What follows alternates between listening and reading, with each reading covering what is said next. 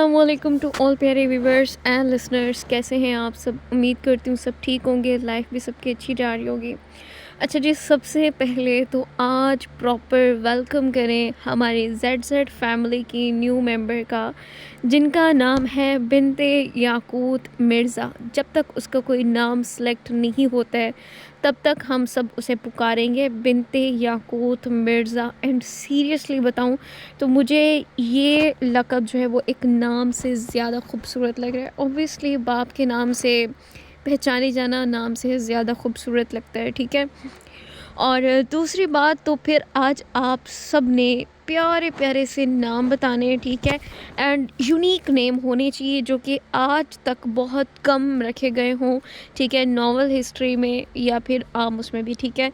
ہماری بیبی جو ہے وہ الگ ہے سب سے، ٹھیک ہے، تو اس کا نام بھی سب سے الگ ہونا چاہیے، جیسے کہ زالے کا ہے، ٹھیک ہے، زالے افندی، ویسے ہی یاقوت مرزا کی بیٹی کا نام بھی سب سے الگ ہونا چاہیے، اور یہ سب سے الگ ہی ثابت ہونے والی ہے، یہ آپ لوگوں کو پتہ چل جائے گا، ٹھیک ہے۔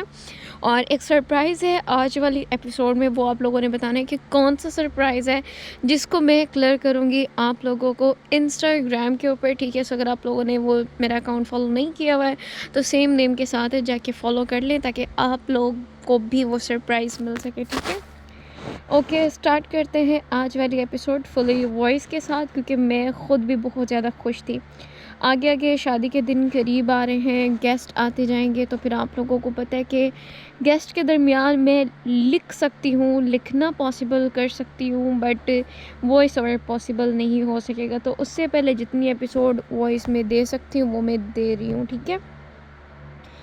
زحال نے گردن موڑ کر مسکراتے ہوئے اسے دیکھا، اس کے چہرے پر ایک دل فریب مسکراہٹ تھی، پیار دینے میں بھی کنجوسی۔ اسے اس عورت کی ہر ادا پورے دل سے بھاتی تھی۔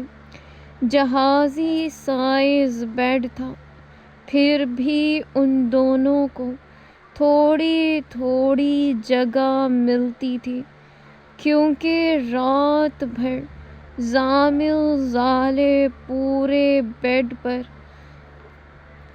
یہاں سے وہاں کروٹ بدل کر سوتے تھے۔ حبیب پورے بیڈ پر یہاں سے وہاں کروٹ بدل کر سوتے تھے۔ حبیب، آپ کو چوٹ کیسے آئی؟ وہ اس کے سر پر نرمی سے انگلی پھیرتی نم لہجے میں پوچھنے لگی۔ زحال نے دھیرے دھیرے اسے سب بتا دیا، ہاسپٹل سے لے کر سردار سے بیٹی لینے تک، جسے سن کر زمل کے تقریباً رونگٹے کھڑے ہو گئے تھے، آنکھیں بے ساختہ چھلک پڑی تھیں۔ وہ ہمارے بیبی کے ساتھ سوچ کر ہی جیسے روح کانپ اٹھی تھی۔ وہ ذرا بھی دیر سے پہنچتا تو آج کیا قیامت ان سب پر ٹوٹ چکی ہوتی۔ داراب لالا نے کر لیا اسے اریسٹ، اب عقل ٹھکانے وہ خود ہی لے آئیں گے۔ وہ نرمی سے اس کی آنکھوں سے نکلتی نمی اپنے لبوں سے چنتے محبت سے بولا۔ زمل پھر بھی اس کے سینے سے لگ گئی۔ دنیا کتنی ظالم ہے حبی، اللہ پاک خیر کرے گا۔ وہ اس کے بازو کو سہلاتے اسے ریلیکس کرنے لگا۔ ظالم تو آج کل کی بیویاں بھی ہیں، پیار بھی آتا ہے مگر مجال ہے جو دے دیں۔ اس کی بات پر زمل جھٹ سے منہ باہر نکال کر اسے گھورنے لگے۔ وہ ڈھیٹ بنا اپنی ہنسی دبائے اسے ایسے دیکھ رہا تھا جیسے کہنا چاہتا ہو کچھ غلط کہا میں نے، شٹ اپ۔ وہ شٹ اپ کال دیتی اس کے کسرتی سینے پر مکہ جڑ گئی۔ میں کہتا ہوں کلی مورے کو، دوسری بیوی کا۔ اس کی بات پر زمل کی ہیزل آنکھیں بے ساختہ لبالب نمکین پانی سے بھرتی چلی گئی، اور پھر جو وہ ناراض ہوئی، زحال کے منائے سے بھی نہیں مان رہی تھی، اسے ہنسی بھی آ رہی تھی۔ اچھا نا میری بلبل، میری لڑاکا بچہ، مذاق کر رہا تھا۔ اسے پورا 1 گھنٹہ لگا تھا اسے منانے میں۔ اس دوران اپنے گلے پر اس کا غصہ بھی برداشت کر گیا تھا۔ اب سو جائیں، صبح جلدی اٹھنا ہے۔ مجھے تو بیبی سے ملنے کی اتنی ایکسائٹمنٹ ہے۔ وہ خوشی سے عنقریب پاگل ہونے کو تھی۔ زحال کے لبوں پر گہری مسکراہٹ بکھر گئی۔ وہ اس خوشی پر خود کو بھی قربان کر دے۔ وہ دونوں آنکھیں موندے نیند کی پرسکون وادیوں میں اتر گئے۔ ان کی زندگی بلا شبہ بہت حسین تھی، کیونکہ اس میں لاڈ دکھانے والی عورت تھی اور مان رکھنے والا مرد۔ بے شک مان رکھنا صرف مرد کو ہی آتا ہے، عورت تو بنی ہی صرف لاڈ دکھانے کے لیے تھی۔ آج کا سورج ایک نئی کہانی لے کر بیدار ہوا تھا۔ پہاڑوں کی اوٹ سے نکلتی اس کی کرنیں پورے جوش و خروش سے پورے شہر پر قابض ہو رہی تھی، لیکن اسی میں ٹھنڈ بھی بلا کی تھی، اتنی کہ سورج کی تپش ذرا بھی محسوس نہیں ہو رہی تھی۔ لوگ وہی موٹے کپڑے پہنے اپنے اپنے کاموں کی جانب رواں تھے۔ آج سب کے لیے خوشی کا سماں تھا، پھر چاہے وہ دوست ہو یا دشمن، سب کی زندگی میں ایک خوشی کی بہار سی آ گئی تھی۔ ابراہیم کے لیے یہ لمحہ اس کی فتح کے مترادف تھا، جس میں وہ سامنے کرین سے لٹکتی بلیک رین جیسی گاڑی کو دیکھ جھوم رہا تھا۔ اس کے ہاتھ میں بوتل تھی جسے وہ سر پر رکھے ڈانس کرتا ہوا اس کے ارد گرد گھوم رہا تھا۔ آئی ایم دی ونر، وہ خود میں خوشی سے جھومتا ٹن ہو رہا تھا۔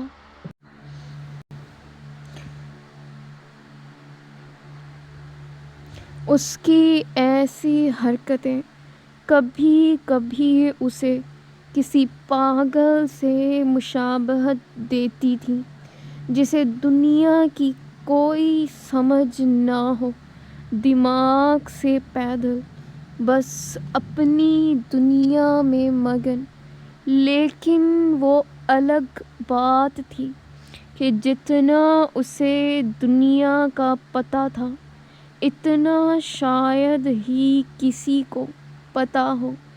وہ خاموش طوفان تھا، ٹھہرا سمندر جو خاموشی سے سب نگلتا تھا، اور کسی کو کانوں کان تک خبر نہیں ہوتی تھی۔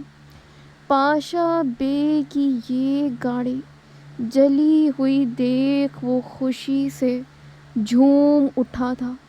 کیا ہوا اگر اس کی بھتیجی ہاتھ نہیں لگی؟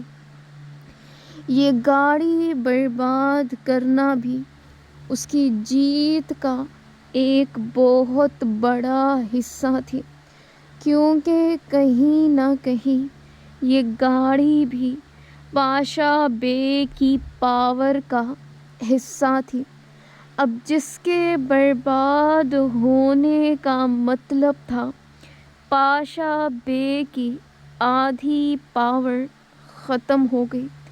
یہ شاید پہلی بار ہوا ہوگا کہ ایک بے جان گاڑی خود کی پاور سے بڑے بڑے مگرمچھ کو بھی خوف زدہ کر گئی۔ زارق بھی وہیں ایک ٹائر پر بیٹھا گہرے کش لگا رہا تھا۔ اس کی نگاہیں اس گاڑی پر ہی جمی تھیں، لیکن ذہن کہیں اور الجھا ہوا تھا۔ I will be back، یہ جملہ دیوار پر لکھا وہ دیکھ چکا تھا، لیکن یہ لکھ کون سکتا تھا؟ کون تھا جو سامنے نہیں آ رہا تھا؟ پاشا بے کبھی یہ نہ کرتا، کیونکہ وہ چھپ کر وار کرنے والوں میں سے نہیں تھا۔ وہ پہلے للکارتا تھا مقابل کو، پھر میدان میں اترتا تھا۔ لیکن یہاں کوئی مسنگ تھا جو پیچھے رہ کر بھی آگے والوں کو بری مات دے رہا تھا۔ مجھے سمجھ نہیں آ رہی، ہمارے بندوں کو اتنا برا کس نے مارا؟ وہ اب بندوں کی حالت دیکھ کر ہی سمجھ گیا تھا کہ یہ کسی ویل ٹرینڈ بندے کا کام ہے۔ وہ بچہ یہ نہیں کر سکتا، اور پاشا بھی اتنی دیر یہاں رکا نہیں تھا۔ تو پھر وہ جتنا سوچ رہا تھا اتنا ہی مزید الجھ رہا تھا۔ بناؤ ویڈیو، بھیجو اس پاشا کو، اور بتاؤ اس کی گاڑی کا کیا حشر ہو گیا۔ اس کے حکم پر اس کے بندے نے گاڑی کی ویڈیو بنائی اور سیدھا پاشا بے کو بھیجی تھی۔ زارق اٹھا اور اس گاڑی کے قریب آ کر کھڑا ہو گیا۔ یہ زیادہ دیر نہیں رکے گی ہمارے پاس۔ اس کی بات پر ابراہیم نے اس کی جانب دیکھا۔ کیا مطلب ہے تمہارا؟ وہ واقعی نہیں سمجھا تھا۔ اسے بنانے والا پاشا بے ہے، اتنی جلدی اس کی بنائی ہوئی چیز ہم برباد نہیں کر سکتے۔ اس کے لہجے میں جیسے کچھ تھا جس نے ابراہیم کو چونکا دیا تھا۔ وہ اس گاڑی کو دیکھنے لگا اور دیکھتے ہی دیکھتے زور سے کہکا مار کر ہنسنے لگا۔ تمہارا کیا مطلب ہے؟ اب اس میں کسی کی روح آئے گی یا یہ خود پھر سے ریپیئر ہوگی؟ وہ بات کو مذاق میں اڑاتا اور زور سے ہنسنے لگا۔ اسے اب میں بناؤں گا اور پھر اسے استعمال کروں گا اسی پاشا بے کے خلاف۔ وہ بھی دیکھے گا میرا بدلہ، وہ حقارت آمیز لہجے میں پھنکارا تھا، اور پھر ایک بار زور سے ہنس پڑا۔ زارق پھر بھی اس گاڑی کو ہی دیکھ رہا تھا جب اس نے نامحسوس طریقے سے قدم پیچھے لینے شروع کر دیے اور وہ پیچھے ہٹ رہا تھا۔ نگاہیں اس گاڑی پر جمی تھی۔ ابراہیم ہنس رہا تھا۔ یہ منظر بالکل عام نہ تھا کہ تبھی بلیک رین میں ایک زوردار دھماکہ ہوتے ابراہیم دور جا گرا۔ کتنے ہی اس کے لوگ اس کی تپش میں زخمی ہو گئے تھے۔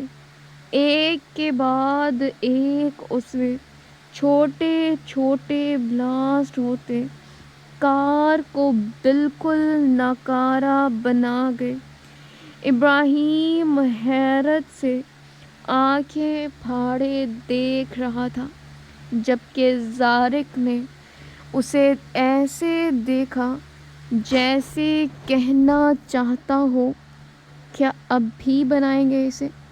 نہیں، وہ وفادار تھی، وہ پاشا بے کی کار تھی، اسے کوئی اور بناتا یہ تو دور کی بات اسے سوچ میں بھی نہیں لا سکتا تھا۔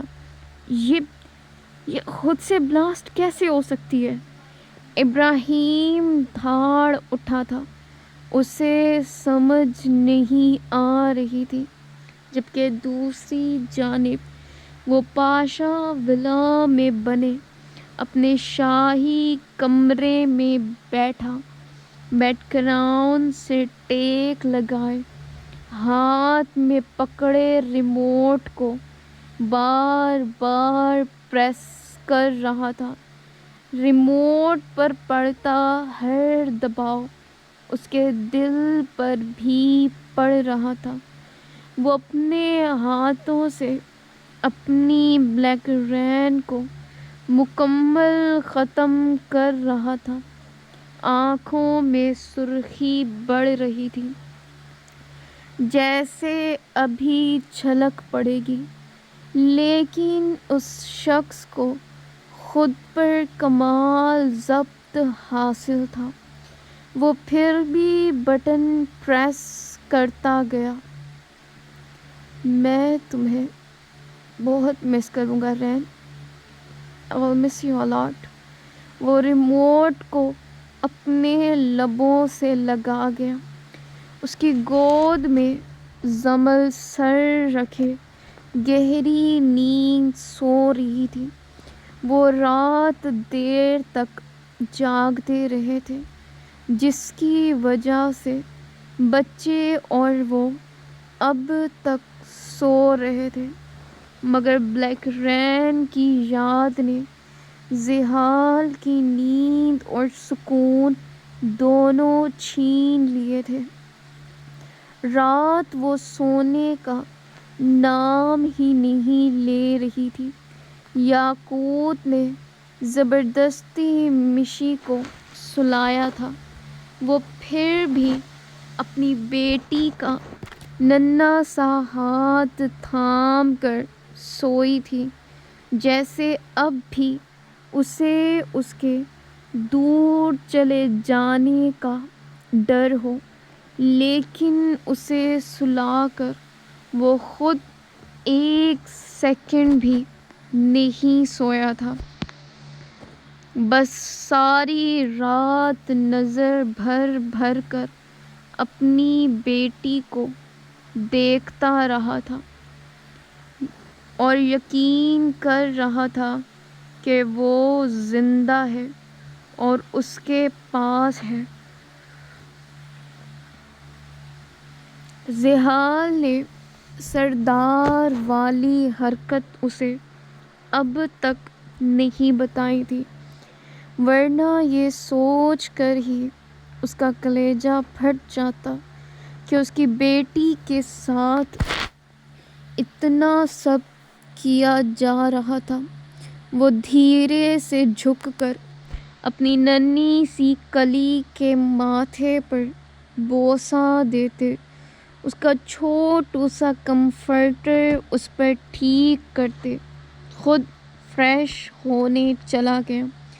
وہ تھوڑی دیر میں شاور لے کر جیسے ہی نکلا، سامنے نظر مشی پر گئی، جو نیند سے بیدار ہوتی اسے دیکھ رہی تھی۔ وہ بھی نیند سے بیدار ہوئی، چھوٹی چھوٹی جمائی لے رہی تھی۔ اٹھ گئی میری دونوں پرنسس۔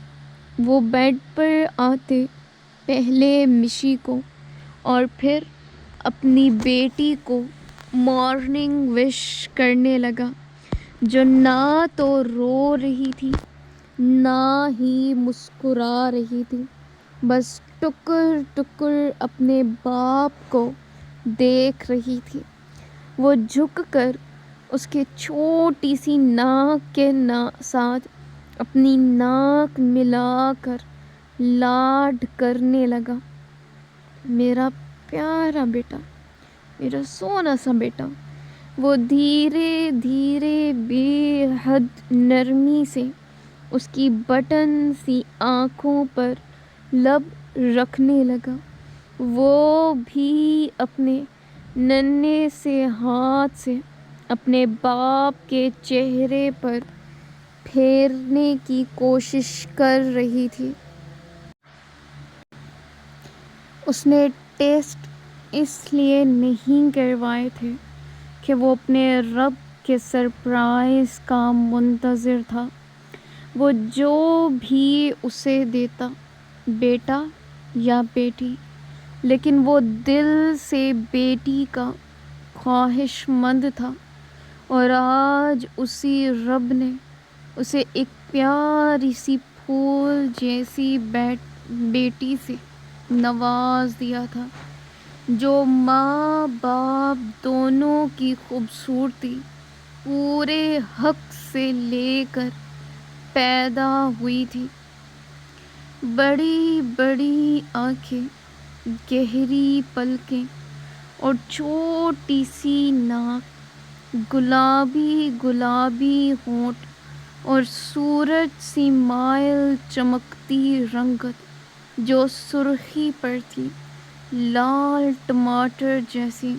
اوپر سے زحال نے اسے اتنا پیارا فراک پہنایا تھا، رہی کسر اس کے سر پر لگے کلپ نے پوری کر دی تھی۔ یاقوت نے اس کی آنکھوں میں دیکھا، جن کا رنگ نہ مشی پر تھا شہد جیسا، نہ یاقوت پر سیاہ کانچ سا چمکتا ہوا رنگ۔ وہ اپنی ہی خوبصورت آنکھیں لے کر پیدا ہوئی تھی، جن کا رنگ ہی عجیب تھا۔ یاقوت کی آنکھیں بے ساختہ پھیلنے لگیں۔ وہ جھک کر غور سے اسے دیکھنے لگا۔ وائلٹ سلور مسٹ کلر، جو دنیا میں تقریباً ناممکن حد تک پایا جاتا ہے۔ وہ جب دور تھا تو اس کی آنکھیں سافٹ گرے شیڈ دے رہی تھیں، جب پاس آیا تو لائٹ وائلٹ رنگ میں اس کی آنکھیں بدل گئی کہ تب ہی ونڈو سے سورج کی چمکتی روشنی اس کے ننھے سے چہرے پر پڑی۔ وہ بلی کے بچے کی طرح اپنے منہ پر اپنے ننھے ہاتھ مسلنے لگی، لیکن جب آنکھیں کھلی تو وہ سلور سا گلو دے رہی تھی۔ یہ کس پر چلی گئی؟ اس کی آنکھیں دیکھو، اس کے حیران ہونے پر مشی بھی غور سے اسے دیکھنے لگی۔ دونوں اب ایک دوسرے کو دیکھ ہکا بکا رہ گئے تھے اور وہ خود پر جھکے اپنے ماں باپ کو دیکھ رہی تھی۔ یہ تو عجیب سے کلر ہیں۔ وہ خود بھی اب حیران تھی۔ جو بھی ہے، میری بیٹی کی آنکھیں ہیں خوبصورت۔ یاقوت کے اندر کا باپ فوراً سے جاگا۔ تو کیا مطلب؟ میری آنکھیں نہیں ہیں خوبصورت؟ وہ جیسے جیلس ہوئی۔ یاقوت کو اس کی جیلسی پر ہنسی آئی تھی، لیکن اس وقت بیوی کے عتاب کا نشانہ نہیں بننا چاہتا تھا۔ نہیں نہیں، تمہاری بھی ہے، لیکن میری بیٹی کی تھوڑی سی زیادہ ہے۔ اس کی بات پر مشی نے غبارے کی طرح منہ پھلا لیا اور یہاں یاقوت کی ہنسی کو روکنے میں بری طرح سے ناکامی ملی تھی، لیکن وہ اپنی ماں کا پورا بدلہ لے رہی تھی۔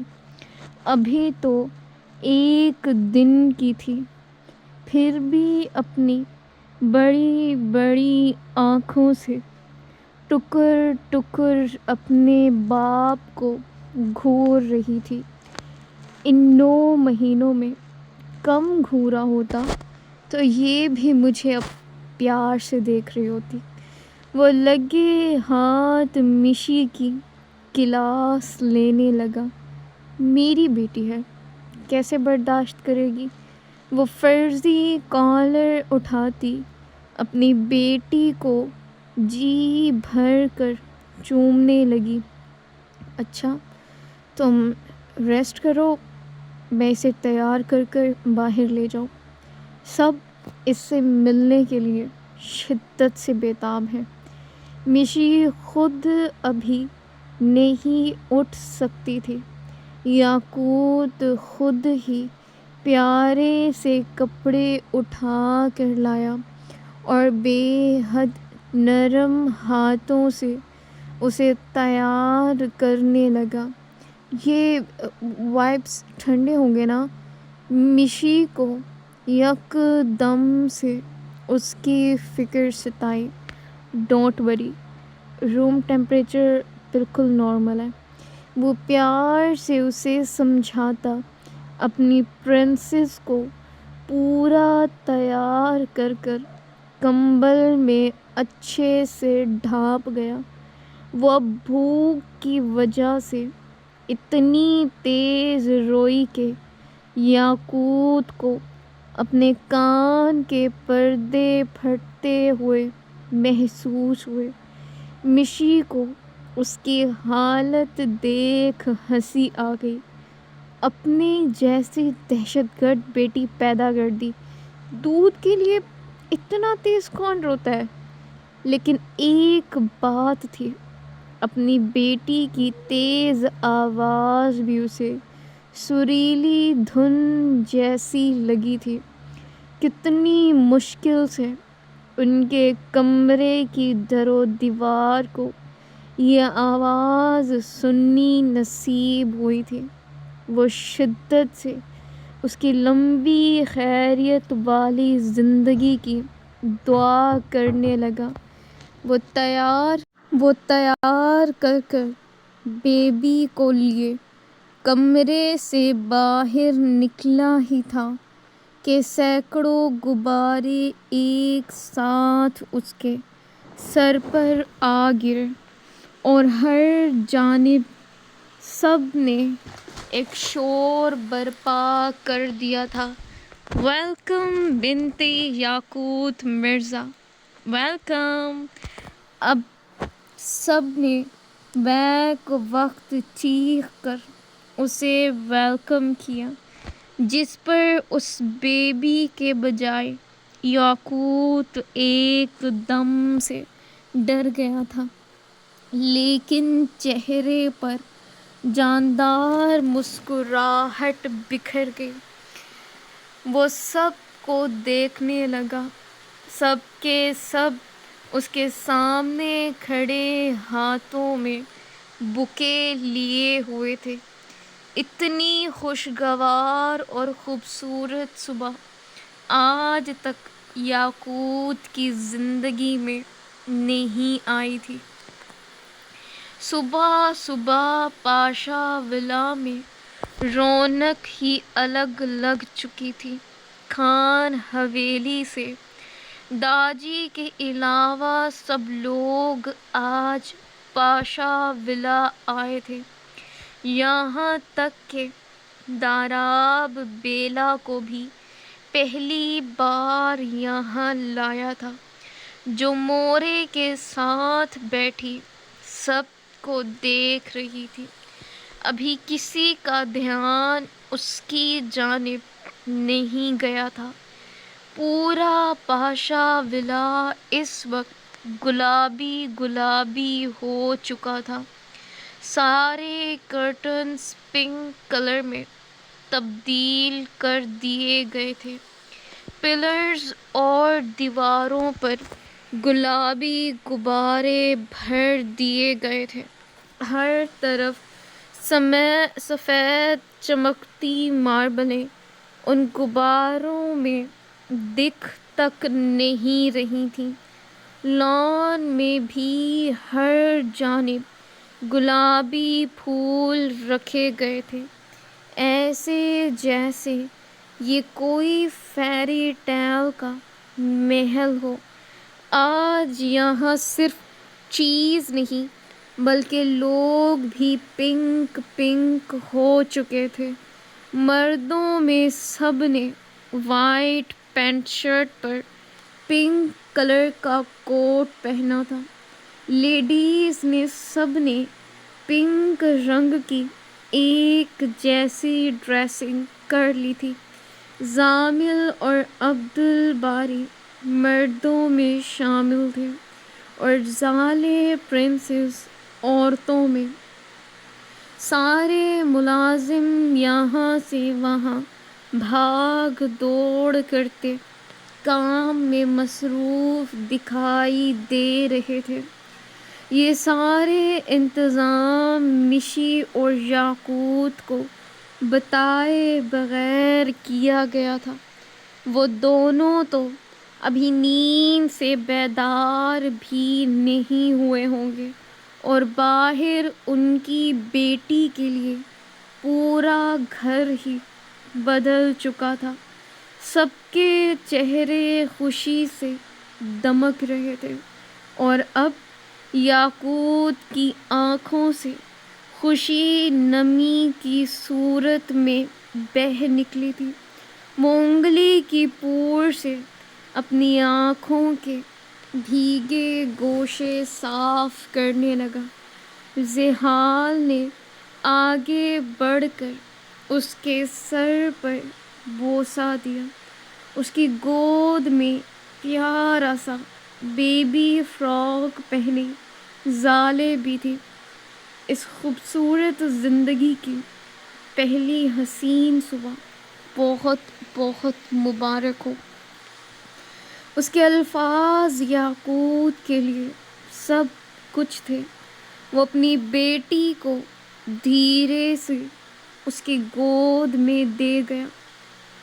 میری بیٹی آپ کی وجہ سے ہماری زندگی میں آئی ہے، تو اس پر زیادہ حق بھی آپ کا ہے۔ زحال اس کی بات پر گہرا مسکرا دیا۔ زالے پہلے اپنے ببا کو دیکھتی، پھر اس چھوٹی سی ڈال کو، اور دیکھتے ہی دیکھتے اس کی آنکھوں میں موٹے موٹے آنسو آ گئے۔ کیا ہوا میرا بیٹا؟ زحال کے ساتھ ہی سب پریشان سے ہو گئے۔ یو می بابا، بش آپ میرے بابا ہو بس. وہ بے حد کیوٹ انداز میں بولتی، اس کے کندھے سے لگ کر رونے لگی. باقی سب اس کی بات پر ہکا بکا سے یکدم سے کہکا مار کر ہنس پڑے. وہ جیلس ہوئی تھی. میرا بیٹا یہ بھی بابا کی جان ہے جیسے زالے ہے. وہ پیار سے اس کی روئی جیسے گال پر پیار دیتا محبت سے سمجھانے لگا، بس تم سٹاپ لگا دو ورنہ تمہارے بچے اصل والی دہشت گرد بن کر دکھا دیں گے. عثمان کی بات پر جہاں سب کا زوردار کہکا گونجا تھا، وہیں زحال اور زمل کی نگاہیں ملتے دل سیدھا کانوں میں دھڑکے تھے. دیکھ بھائی، جب دو لوگ آپس میں ملتے ہیں تو پامیر کی بات پر زمل کی ہیزل آنکھیں بے ساختہ پھیلتی، چہرہ سرخ پڑ گیا. نہ جانے وہ کیا کہنے والا تھا. یہی حال زحال کا بھی تھا، لیکن بچت ہو گئی تو وہ والے لفظ میں آتے نہ کہ والی. خدا کے لیے اپنے مذکر مونس ٹھیک کر لے ورنہ مام نے کھڑے کھڑے تیرا سر پھوڑ دینا ہے. پامیر کہاں پیچھے رہنے والا تھا، وہاں وہ بنا داڑھی والا بکرا بات کرنے کو منہ کھولتا تھا، اور یہاں پامیر صاحب کے کان بھی خرگوش کی طرح کھڑے ہو جاتے تھے. رائے عثمان لاشاری ایک خوبصورت نین نقوش کا مالک تھا، جس کے اچھے نین نقش اپنے پاکستانی باپ پر ملتے تھے تو آدھے اپنی چینی ماں سے. چھوٹی چھوٹی سیاہ پرکشش آنکھیں، ستوا سی کھڑی ناک اور عنابی کٹاؤ دار ہونٹ، رنگت دودھ جیسی سفید اور جیل کے ساتھ جمائے سلیقے سے خوبصورت بال. وہ قد کاٹ اور جسامت میں بھی ایک دم فٹ تھا. وہ اتنا پرکشش تھا کہ چلتی راہ پر لوگ دوبارہ مڑ مڑ کر اسے ضرور دیکھتے، لیکن یہاں وہ پامیر کے ہاتھوں ہنس جاتا تھا کہ اس کے چہرے پر داڑھی مونچھ کے نام پر ایک بال بھی نہیں تھا. بالکل پاک صاف چہرہ جو اس پر جچتا بھی تھا. عثمان نے گھور کر اس پاشا ولا کی پھوپھی کو دیکھا. زی، تم کو کیسا لگے گا اگر تمہاری ایک گندی اولاد کم ہو جائے؟ وہ ترچھی آنکھوں سے اجازت مانگ رہا تھا.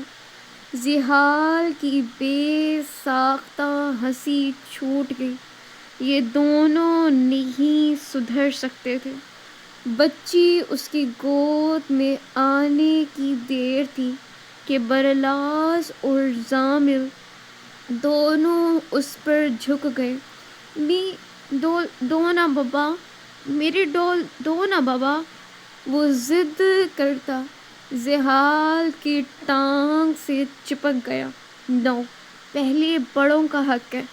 برلاس صاف ہری جھنڈی دکھاتا اس ننھی سی پرنسس کو ڈھیر سارا پیار کرنے لگا. نو، می ڈول اوتے نہیں، یہ میری ڈول ہے اوکے. وہ کسی کو بھی اپنی ڈول کو ہاتھ لگانے نہیں دے رہا تھا۔ چلو بھائی ٹکٹ رکھو، سب ٹوکن پر دیکھیں گے۔ معمیر کی بات پر سب کے کہہ کے بلند ہو گئے کہ تب ہی ماہم بھی آ گئی۔ اسے دیکھ تو خواتین میں جوش کی عجیب سی لہر دوڑ گئی۔ وہ ویلویٹ کا بلو سوٹ پہنے ہلکی جویلری میں بے حد حسین لگ رہی تھی۔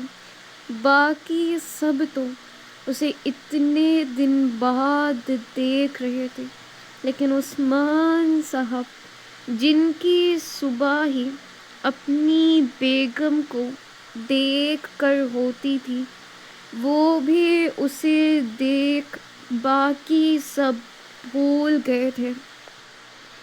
بہت پیاری ہو گئی ہو، اس کے چہرے پر نکھار دیکھ کومل اسے سراہے بغیر نہیں رہ سکی۔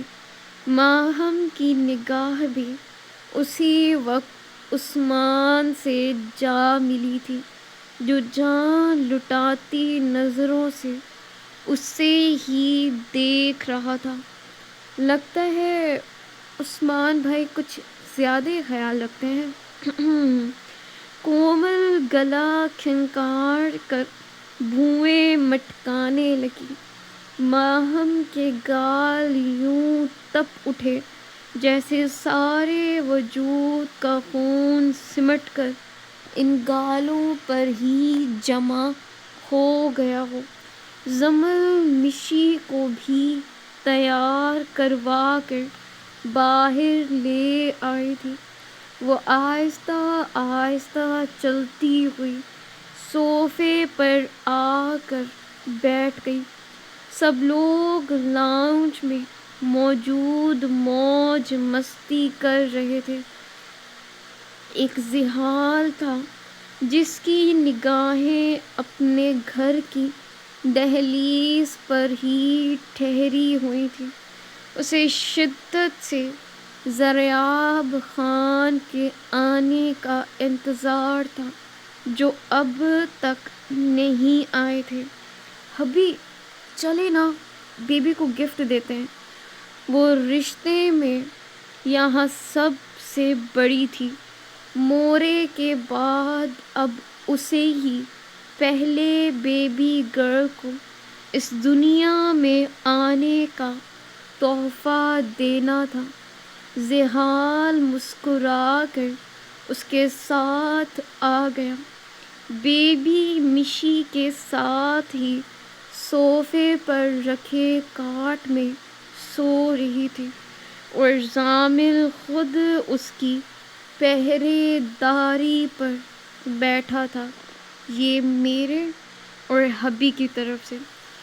زمل نے ایک باکس کھول کر اس میں سے بے حد خوبصورت ڈائمنڈ کے چھوٹے چھوٹے قیمتی بریسلٹ نکالے اور بیبی گرل کی ننھی سی کلائی پر باندھ دیے۔ اف، اس کی گپو سی کلائی میں وہ بریسلٹ مزید خوبصورت لگ رہے تھے۔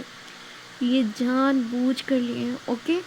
میری بہو کے ہاتھ ابھی چھوٹے ہیں خاندانی کنگن کے لیے۔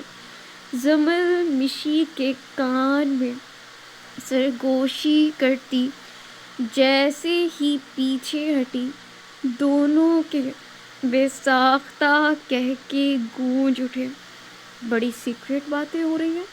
ان کے ہاتھ پر ہاتھ مار کر ہنسنے پر ذہان نے فوراً سے چوٹ کی تھی۔ زمل نے اسے گھور کر جیسے ہی دیکھا، اس کی اپنی آنکھیں بے ساختہ پھیل گئیں۔ وہ ذہال کا ہاتھ پکڑ کر سب کے بیچ سے کھینچتی ایک جانب لے گئی۔ کیا کر رہی ہو وائفی؟ سب دیکھ رہے ہیں، میں بہت شریف۔ وہ جان بوجھ کر اسے چھیڑ رہا تھا۔ جب پلر کے پیچھے آتے زمل نے اس کے منہ پر ہاتھ رکھ دیا۔ چپ، ایک دم چپ۔ زحال آنکھیں پٹپٹاتے اپنی جنگلی بلی کو دیکھنے لگا۔ پوری دنیا میں واحد ایک یہ لڑکی تھی جو اسے انگلی دکھانے کی ہمت رکھتی تھی۔ یہ دیکھیں، وہ اس کی گردن پر اپنے دانتوں کے نشان دکھانے لگی۔ کیا دیکھوں؟ میں نے تو رات ہی دیکھ لیے تھے۔ وہ یک دم سے شریر ہوا تھا کہ زمل نے اس کے جذباتوں پر یک دم سے بریک لگا دی۔